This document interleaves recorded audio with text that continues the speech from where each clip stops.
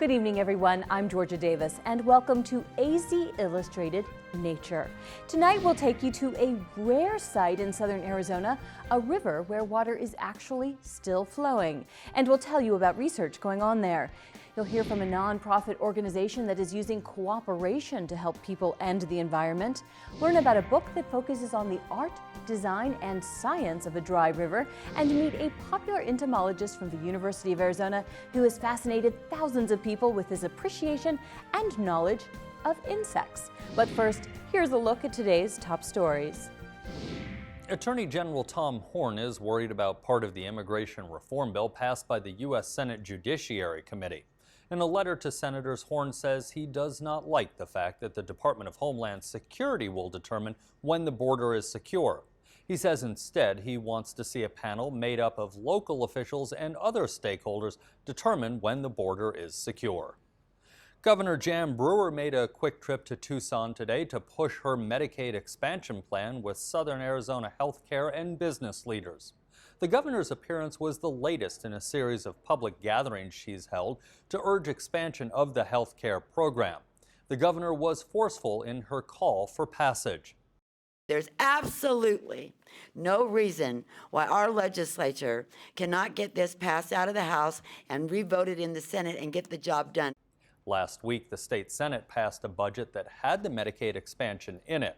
The state House is expected to make changes, including possibly referring the issue to Arizona voters for a special election. Brewer says she opposes a voter referral and says her talks with legislative leaders are giving her hope that the plan can be passed by the end of this month. And the Arizona Independent Redistricting Commission is looking for a new member. On Tuesday, the vice chair of the commission, Democrat Jose Herrera, resigned. The state is now opening up the application process to find a Democratic replacement for the commission. And that's a look at tonight's headlines.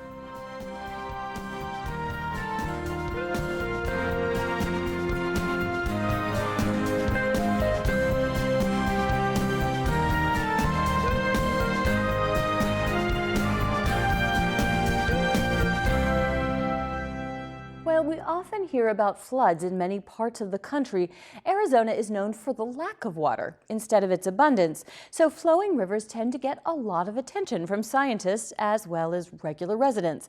Tonight we take you to the Santa Cruz River southeast of Tucson, where knowledge and inspiration go hand in hand. Tony Paniagua and photojournalist Martine Rubio have the story.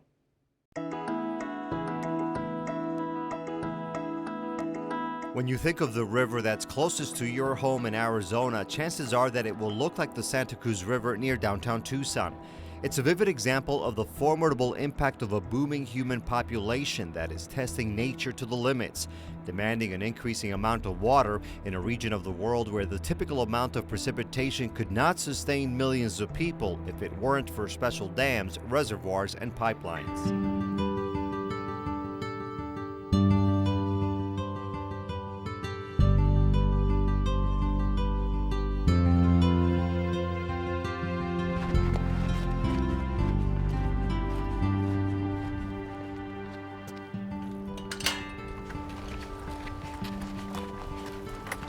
But when Emily Brott and Claire Zugmeyer go to work north of the border with Mexico, they get to see a different part of the Santa Cruz River that is much more representative of the way things used to be.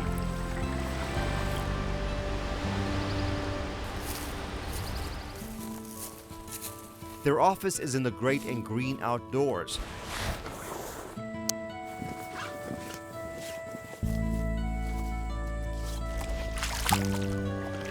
Stretch of the river that is still flowing with life while providing answers to questions about people and nature. The women are scientists with the Sonoran Institute in Tucson, a nonprofit organization that works for a balance of human activity and healthy landscapes in western North America. This river is one of the projects. So what we're doing down here is we're trying to track river health.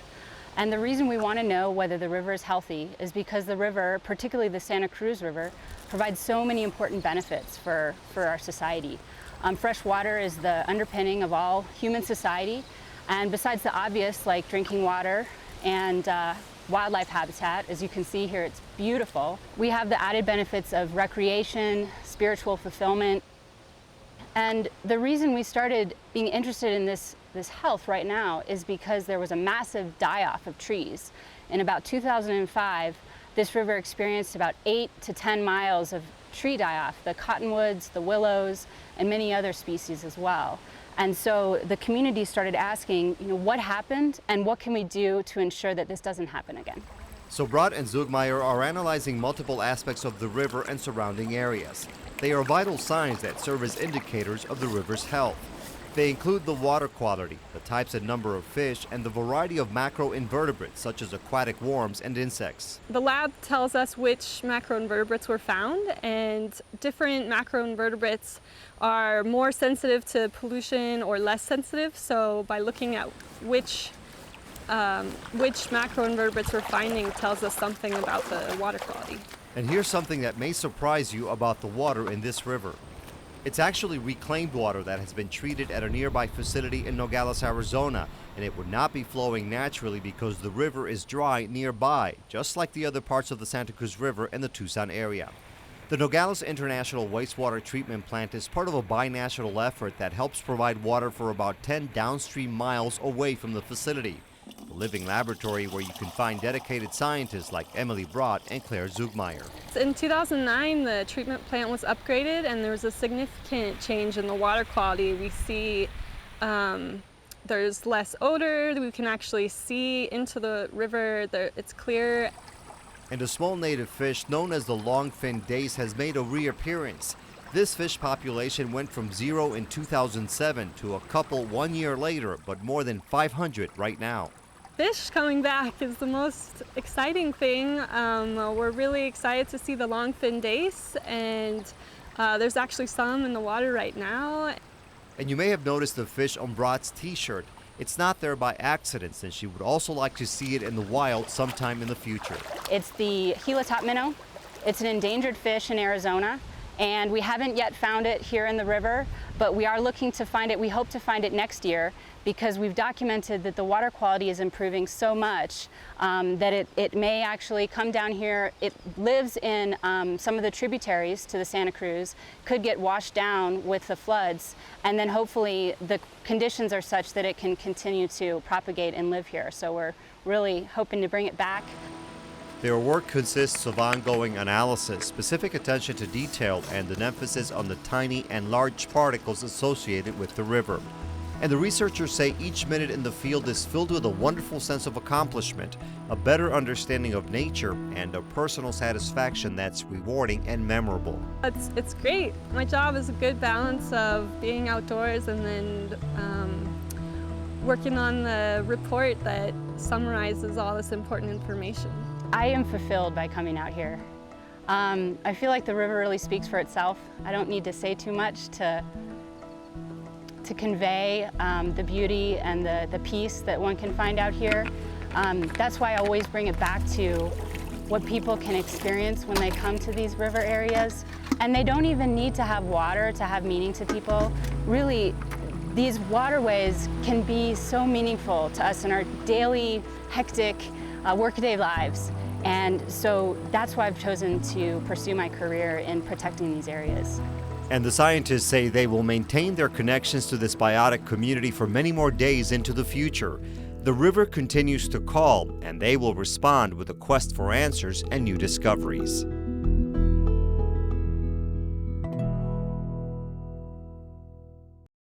The Sonoran Institute is a Tucson-based nonprofit organization that was established in 1990 and is conducting research in different parts of our region. In November of 2012, the organization named a new executive director to take over the reins. And tonight, Baier is here to tell us about her first few months on the job and her goals for the group. So thank you so much for joining us. Thank you, Georgia. So first, let's talk about what the Sonoran Institute is, and it encompasses more than just the Sonoran Desert, from what I understand. It does. Actually, we have 5 offices. Our headquarters are in Tucson. We also have an office in Phoenix, an office in Glenwood Springs, Colorado, an office in Bozeman, Montana, and one in Mexicali, Mexico. And so we do work all across Western North America and all kinds of different activities. We do renewable energy. We do community design and development, sustainable development. We do all kinds of natural resource conservation programs and projects, and so it's all really about the balance between human activity and the natural world. Wow, so with that kind of a geographic spread and that many different things that you're involved in, you guys have your hands in a lot of pots here. We do, but there is, because of the attractiveness of the West, people want to be here, and so obviously it can stretch our natural resources, and so we try to engage with communities to develop solutions to problems that are West-wide in nature, but also, very narrowly tailored to individual communities. So some of the challenges are the same, but the solutions can be quite different. And so we try to engage in a very collaborative way with these communities. Well, let's talk about some of the specific programs. Of course, water is always an issue in the desert, and I'm assuming that your organization does work with water. We do a lot of work with water all across the West, all the way down into Mexico. And one of the most exciting programs that we have is our program here in Arizona dealing with the Santa Cruz River. And actually, I have some breaking news today. And we work with the Water Resources Research Council here at the University of Arizona, run by Sharon Magdal. And this was her brainchild, this program called Conserve to Enhance. And what it allows is for citizens right here in Tucson to participate in very meaningful water conservation projects and programs. And they do that by enrolling with the city water department and if they're engaged in conservation activities at their home, what can happen is they can be monitored, and the amount of water that they conserve, the value of that water can be donated to restoration projects here in the city. And so, and there's also, the alternative is there's a checkoff box on the city water bills that people can engage in directly. But what happens is we've accumulated, since the program began, $30,000, and we're getting ready to make our first round of grants for those restoration projects. And all of these washes that are being restored are tributaries to the Santa Cruz River. So we're really helping ourselves by doing this. And I have to. Are you talking about? So you're talking about doing things like putting in low-flow shower heads, right. Maybe water retention, that kind of stuff. Is that what you're trying to get people to do? Low-flow toilets. Here? I mean, there's all kinds of water conservation measures that people have undertaken in the city, and I know that there is more on the city's website and on the Sonoran website. That can talk about the different conservation measures that people can undertake. So we have 3 grants that we're going to make, and I'd just like to give a little pitch for them. Henry Elementary, Seneca Greening, and Mitchell Park. And we'll be cutting checks for about $10,000 to each of those projects, so they can do water harvesting, they can do, prevent soil erosion, and then revegetation.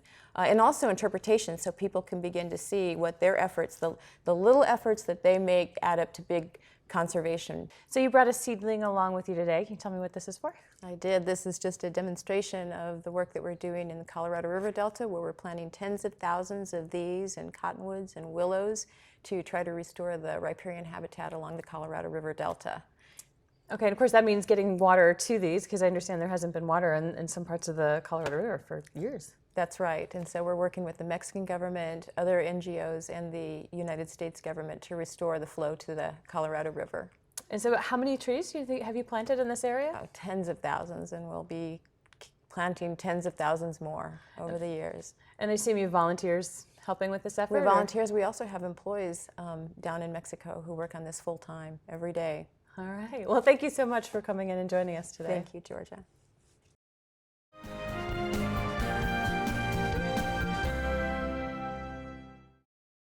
The devastated town of Moore began the shift from search and rescue to recovery today.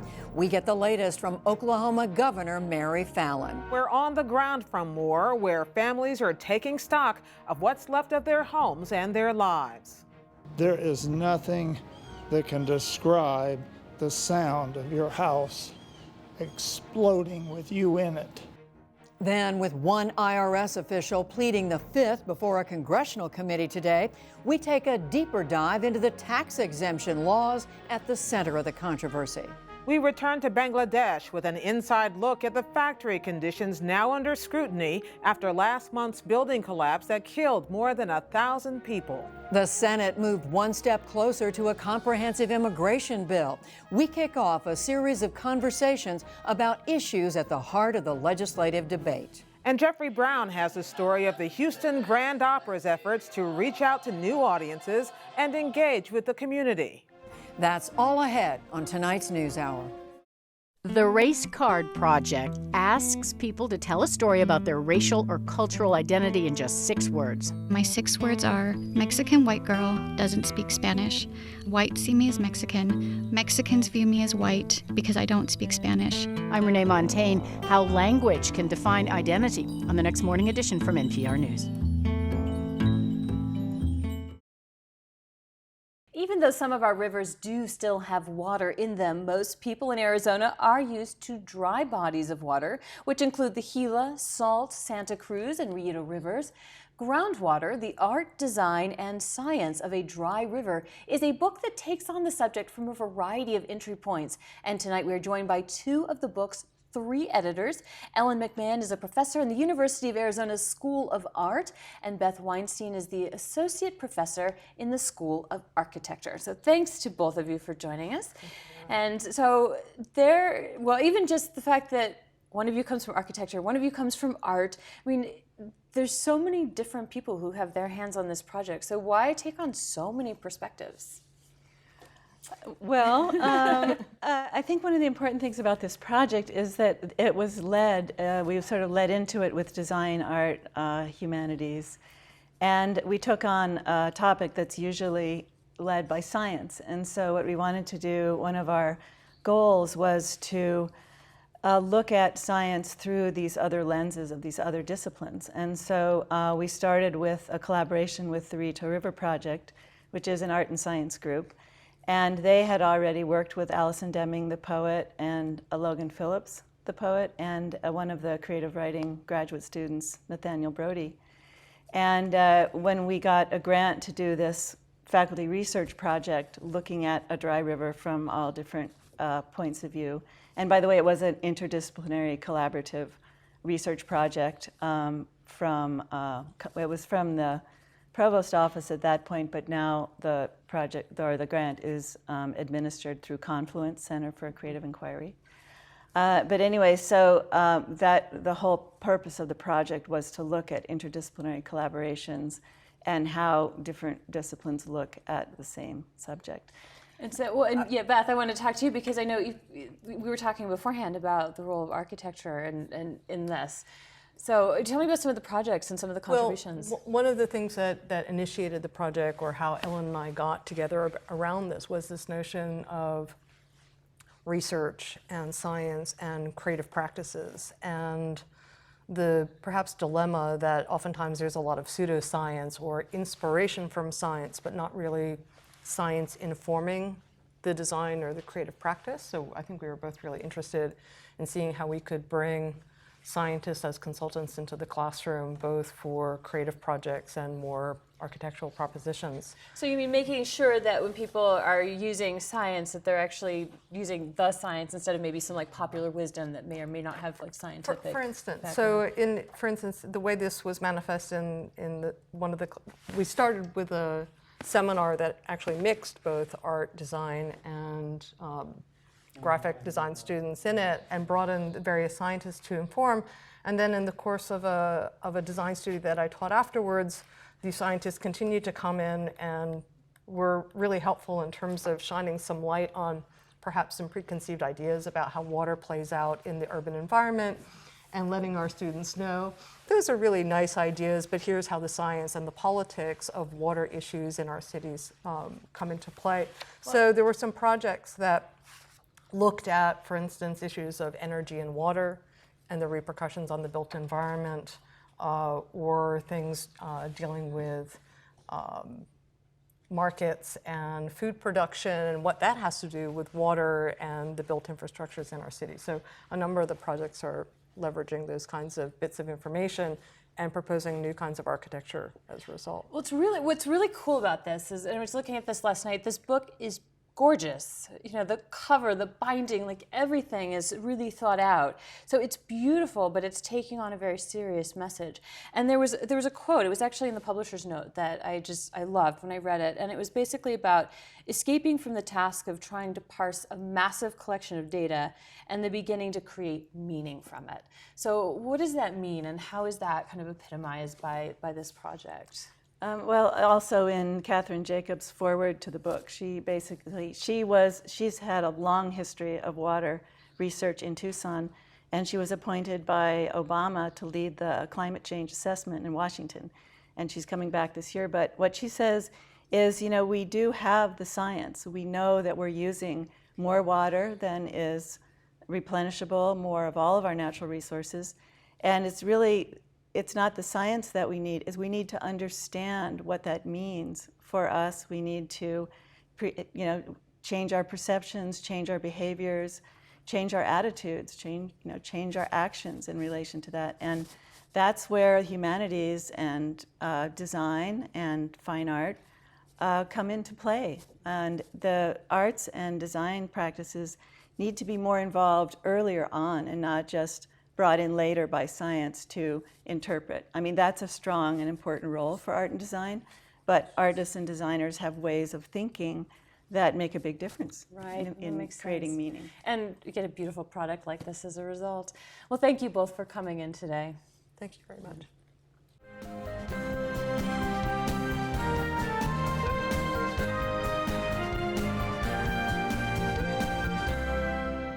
Professor and entomologist Carl Olson, known affectionately as the Bug Man, has worked with the University of Arizona Insect Collection for nearly 40 years, most recently as associate curator.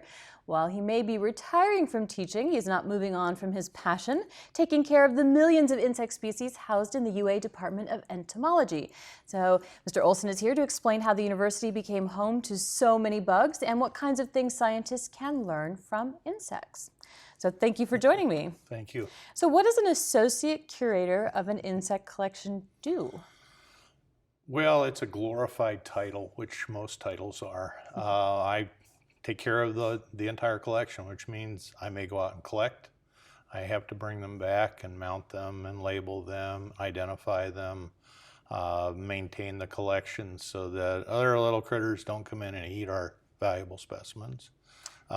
Send them out to researchers who will write us, talk to us because they're studying a particular group of insects and they want to get a big representation. And so we loan insects around the country, really around the world, so that they become better known. So we learn too from people working with our collection.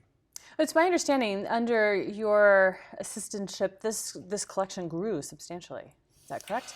Well, it's always been growing. My predecessor, Floyd Werner, was the first person here to really start developing the collection, and he had help from several of his colleagues. So he came in 53, 54, and his whole charge was learn the insects of Arizona.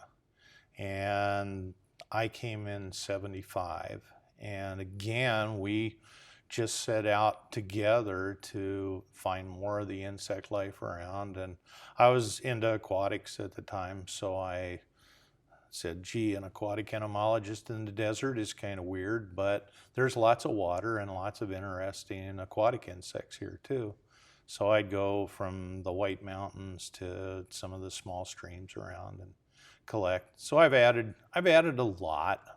I don't know if I'd say, oh yeah, I helped it grow huge, but we all contribute and we all get our students and our colleagues to contribute with us so that it just keeps growing and we keep learning. How big is this collection? I never count. Counting insects is like counting the national debt, I think. But we probably have several million dried pinned insects. And then we got one of our colleagues, Don Tuttle, was in Yuma, and he was a mite person. And so he had all of these mites on slides, and we really haven't done a whole lot with his collection since we acquired it. There's probably 100,000 mites or more. Oh my goodness. I can't even imagine being out there collecting something exactly. that's that tiny. So you started to touch on this. How is this collection used? Is it all research? It's a lot of things. You know, again, we tend to put tunnel language on things. Research is one area. So people want to study maybe a species or a group of insects, and they'll call out to lots of different collections in the country to borrow specimens to study whether it's morphology or maybe a change in taxonomy or different things like this. A lot of what I use it for is, I guess you'd call it extension and outreach, because so many people around don't know what they're dealing with in their yard, in their house. And they'll find things and bring them into me. And I've gone to the collection to identify different things. Maybe I knew them, maybe I didn't, but here's a voucher group so that I learned them and can look at things and say, oh, that's why I got the name Bugman. Because I learned all of the bug world here and could talk to people about them. Of course, you know, Bugman, I'm sure a lot of people go, bugs. We have that ick factor when we hear about bugs, but you know, so there's this desire right away to like kill them, exterminate them, get rid of them, and I understand you don't necessarily agree with that philosophy. Not in the least. I'm a live and let live sort of person, but I've learned the value of all of these creatures in our ecosystem. And people panic because they don't know the biology. They've been sold a bill of goods by a lot of different groups to scare them, to sell products, to do really horrible things. And life's more about living, not dying, not killing things. And once we learn the ins and outs of what they're doing, we find, oh, they're not so bad. You know, eating a plant, they are not plant killers per se. They share. All of this stuff that's going on in nature is sort of mutualistic. So the insects are contributing to the health. You know, I say you look at a forest. Who's out there putting fertilizer in the ground? Who's out there doing different things?